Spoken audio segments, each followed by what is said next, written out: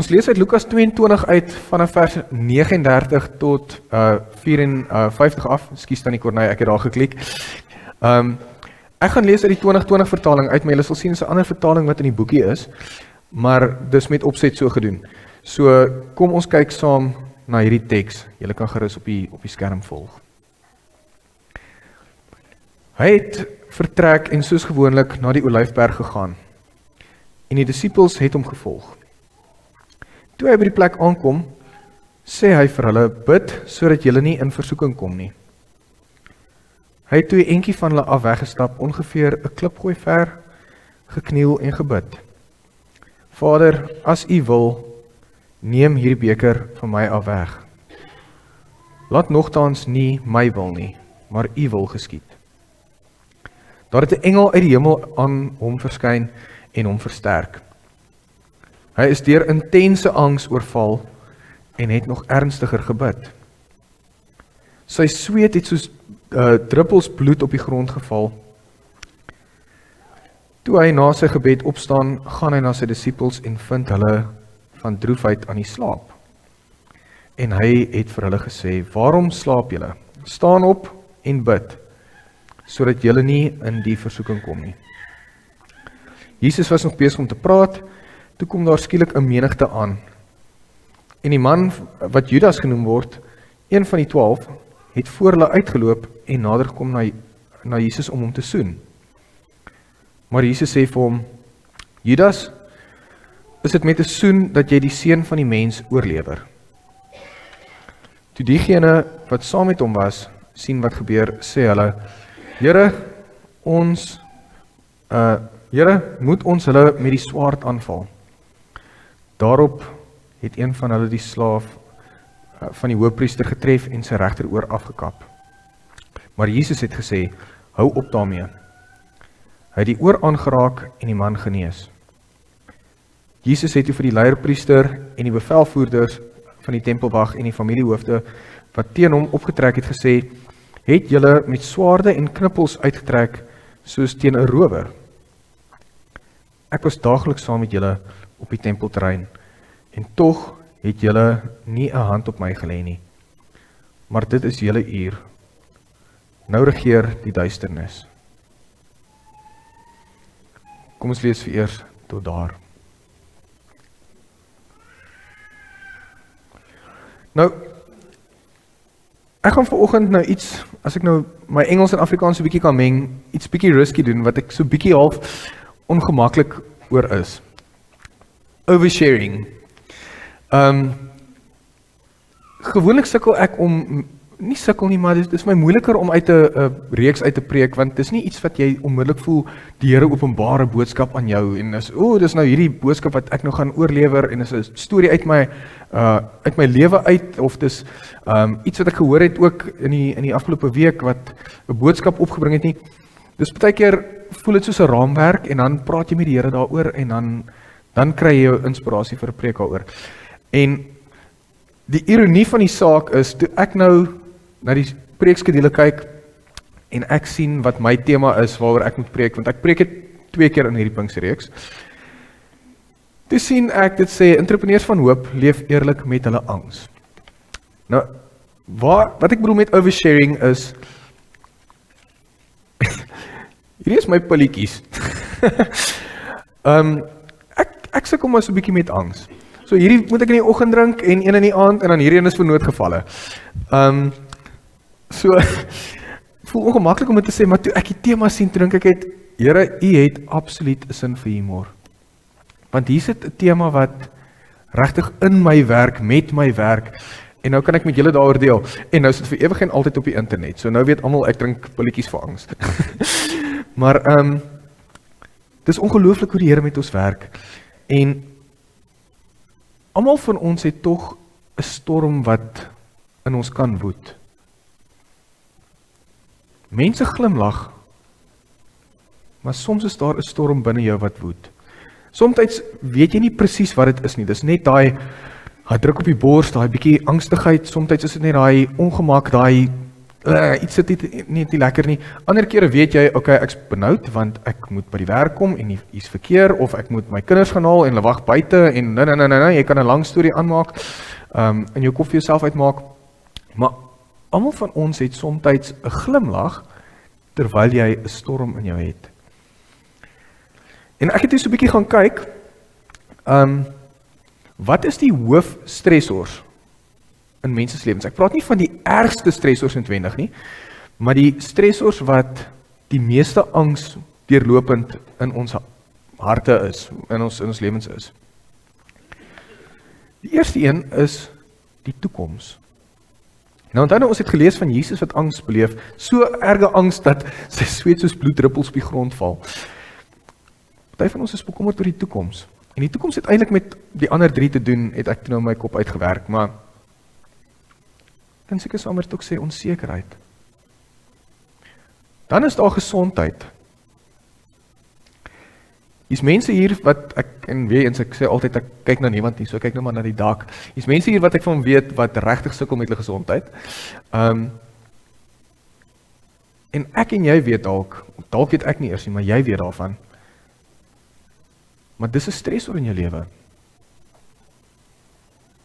Finansies is 'n groot een.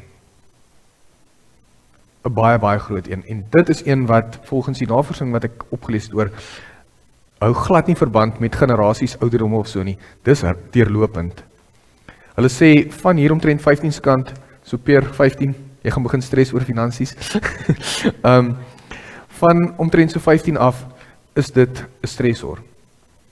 Het ek genoeg geld vir, as jy nou 'n tiener of so is, vir daai date wat ek wil reël? Soos jy ouer word, het ek genoeg geld vir my studies. Soos jy nog ouer word, het ek genoeg geld vir daai babietjie wat op pad is. En dit gaan aan en aan tot en met jou aftreetyd, het ek genoeg geld vir my aftrede. En dan verhoudings. Nou hierdie een was baie gefokus gewees op generasies eintlik. Hulle het gesê hierdie is so tussen 30 en 40 jarige ouderdom, is dit op hierdie stadium 'n groot stresor. Want millennials kyk terug en sê, "Jo, my ouers is al getroud met 1, 2, 3 kinders toe hulle my ouderdom was. Waar gaan ek iemand ontmoet?" Dis die tipe goed wat vir millennials 'n groot stresor is op hierdie stadium. Dink net gou vinnig aan daai paar stressors en die bietjie of baie angs wat kan veroorsaak. En dan dink jy, hoe deel ek daarmee? Of met wat ook al op jou hart is. Ok, kom ons gaan nou en nou sê, hoe het ons Here Jesus met sy angs dit hanteer? Die angs wat ons hiervan gelees het.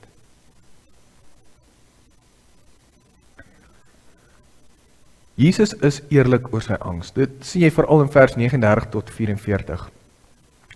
Hy probeer dit nie wegsteek nie. Inteendeel, hy draai na sy disippels toe en hy sê vir hulle, "Hallo, hoekom slaap julle? Julle moet bid." Hy probeer nie sterk lyk nie, al weet ons, hy is die almagtige God. Ons weet hy is volledig God, volledig mens. Maar hy sê vir hulle, ouens, ek parafraseer natuurlik, dit staan nie hier nie, hoor. Moet my nie aanhaal in julle Bybelstudie nie. Hy sê, bid. Dit sê spesifiek in vers 42, waar hy ook self bid. Vader, as u wil, neem hierdie beker vir my af weg, laat nogtans nie my wil nie, maar u wil geskied. Nou, daar is iets interessants daar. Want hy bid nie dat die probleem moet weggaan nie. Hy sê nie, Here, Vader, want hy self Here ook, maar hy sê nie, Vader, neem hierdie nou van my weg, ek's angstig, ek het benoudheid, ek het druppels van bloed. Hy sê, as dit u wil is,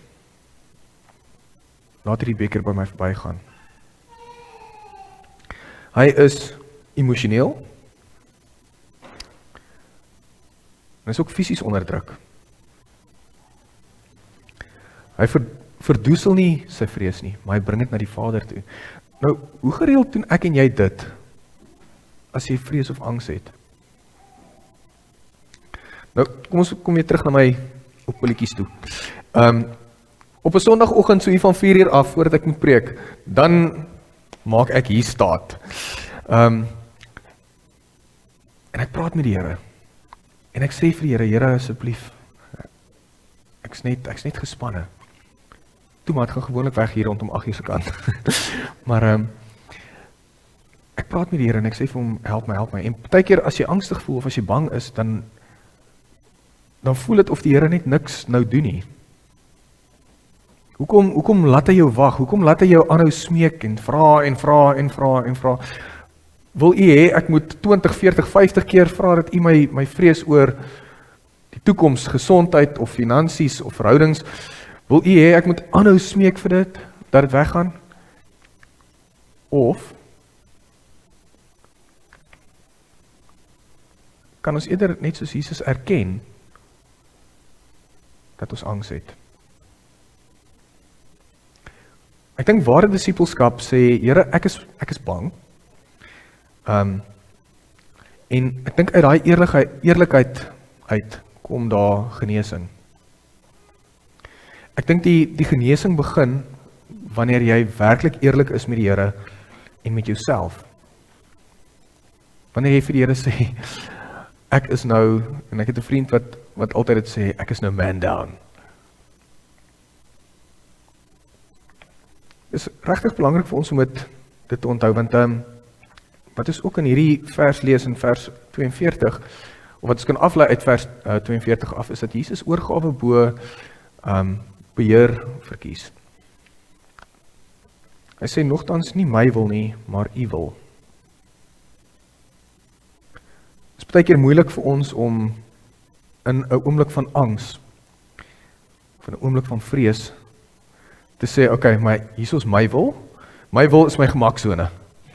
Dis waar ek veilig voel. Maar ek het angs. Nou skielik begin ek oorgaan en ek sê, okay, maar Here, ek gee oor aan u. Wat is u wil? Maar nou partykeer is daar 'n bietjie spanning.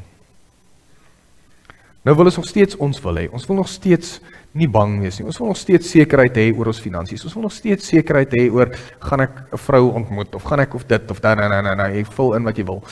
Maar wat is u wil? Kom ek wees eerder net eerlik met u en sê wat my vrees is, en dan is ek net oor in u hande. So, 'n goeie vraag om hier te vra is, wil ek beheer hê? Of wil ek vertrou? Dink gou daaroor. Ons kategese boekie sal vir ons sê, ja, jy moet oorgee, vertrou. He. Baie makliker gesê as gedoen.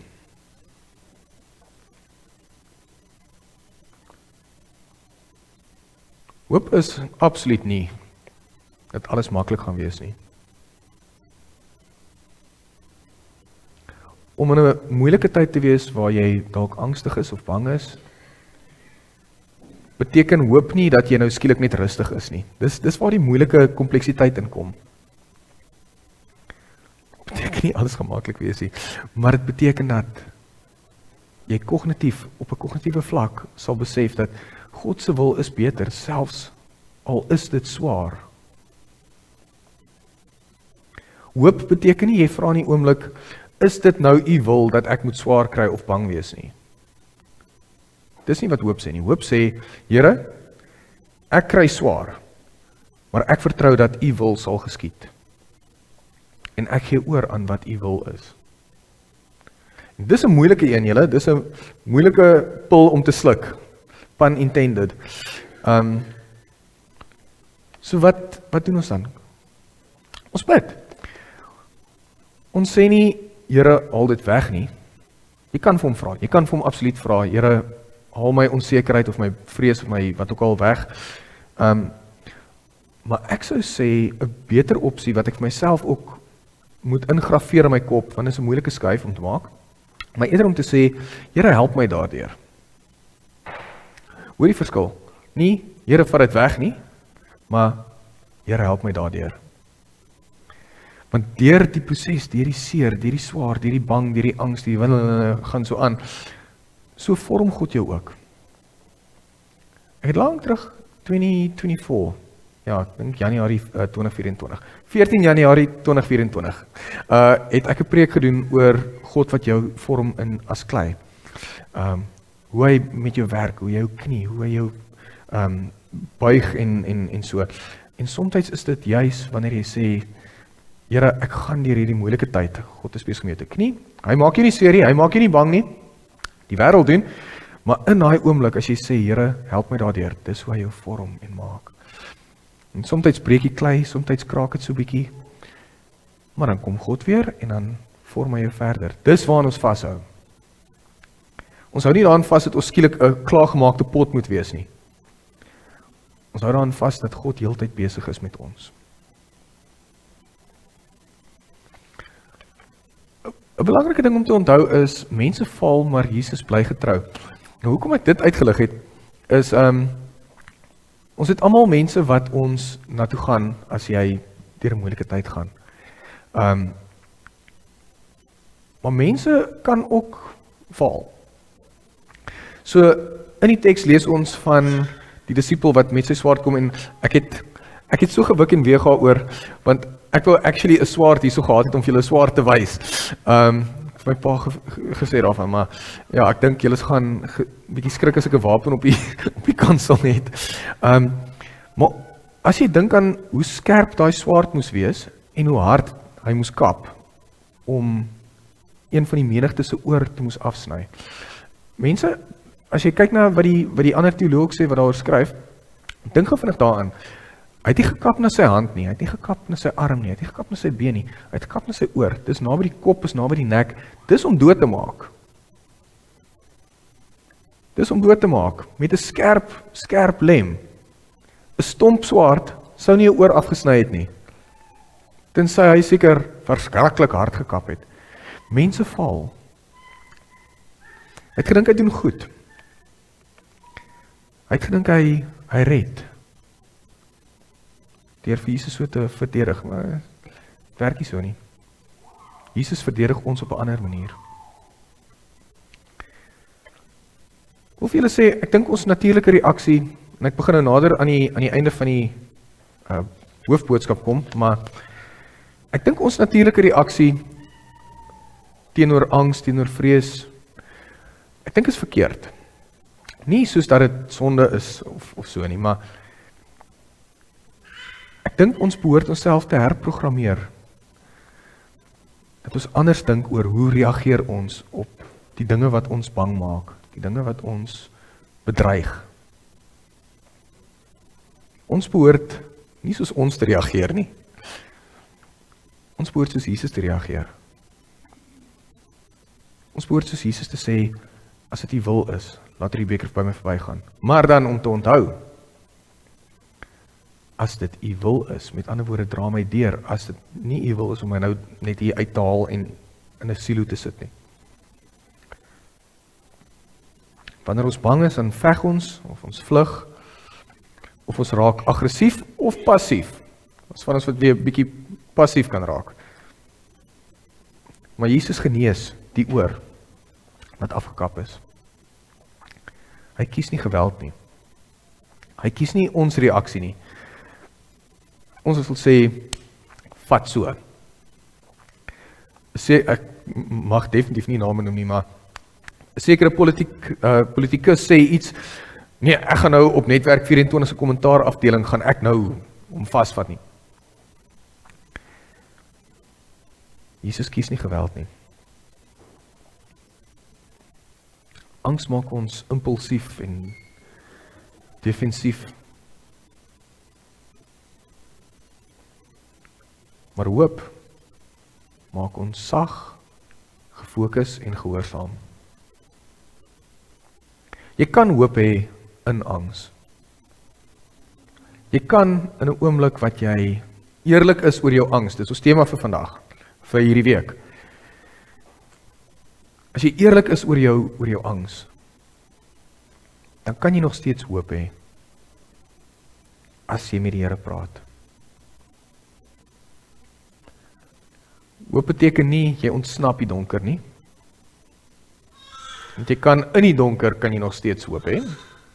Maar hoop beteken wel dat God deur die donker werk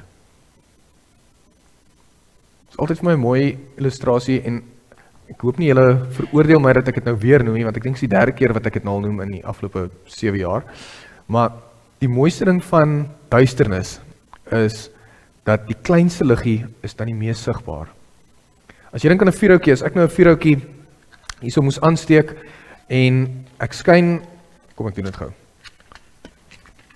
Nice. As ek hom nou so aansteek, hy is relatief helder, maar met hierdie LED strips hierso en die ligte daar en die ligte hierbo, is hy nie so helder nie. Maar laat dit nou regtig 'n donker aand wees in die middel van die Karoo in 'n veld.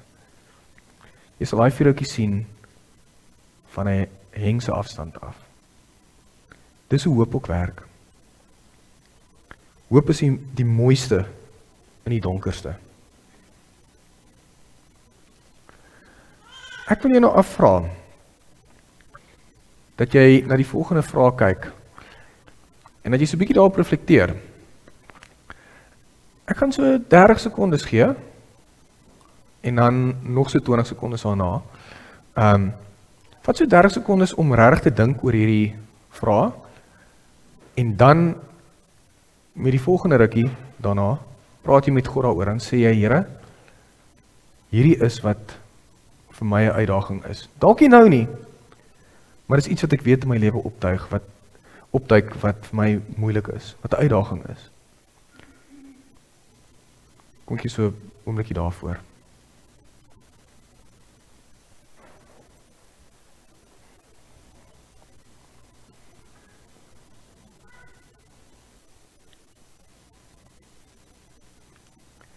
Jesus wys vir ons dat hoop nie die afwesigheid van vrees is nie, maar dat ware hoop ook nie angs ignoreer nie, maar om dit eerlik na God toe te bring en dat ons daai gehoorsaamheid kies.